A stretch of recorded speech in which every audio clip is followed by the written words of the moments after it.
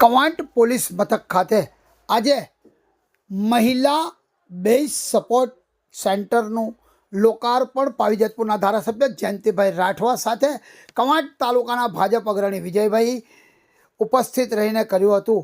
આ કાર્યક્રમમાં આ બેઝ સેન્ટર ખોલવાનો મુખ્ય હેતુ ઘરેલું હિંસાનો ભોગ બનનાર મહિલાઓનું કાઉન્સેલિંગ કરી તેઓનું સમાધાન કરી મહિલા અને બાળ વિકાસ યોજનાનો પ્રચાર પ્રસાર કરી અને લાભ અપાવવા માટેની કામગીરી કરવામાં આવશે। અને કવાંટ આ બેઝ સેન્ટર ઉપર પારુલબેન ચાવડા અને રોઝમેરી બ્રિસ્કો આમ બે મહિલાઓનું પોસ્ટિંગ કરવામાં આવેલ છે। કવાંટ પોલીસ મથક ખાતે તેઓ રહેશે અને તે આ કવાંટ પોલીસ મથકમાં નસવાડી તાલુકાનો પણ સમાવેશ કરવામાં આવે છે અને નસવાડી તાલુકાની પ્રજા પણ આનો લાભ લઈ શકશે।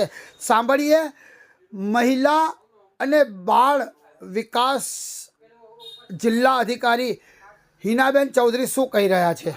અને બાળ વિકાસ વિભાગ દ્વારા કવાંટ પોલીસ સ્ટેશન ખાતે મહિલા સહાયતા કેન્દ્રની શરૂઆત આજે માનનીય ધારાસભ્ય શ્રી જયંતિભાઈ રાઠવાના હસ્તે લોકાર્પણ કરવામાં આવ્યું છે, જેમાં બે મહિલા કાઉન્સલરની નિમણૂક કરવામાં આવેલી છે, જે અત્રે કવાંટ અને નસવાડી તાલુકામાં જે બી મહિલાઓ છે એમનો ઘરેલું હિંસા અથવા અન્ય કોઈ બી હેરાનગતિ અથવા હોય એનાથી એમને સહાયતા કરશે।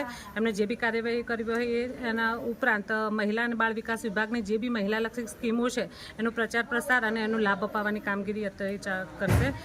મારું નામ હિનાબેન ચૌધરી, મહિલા અને જિલ્લા મહિલા અને બાળ અધિકારી છોટાઉદેપુર।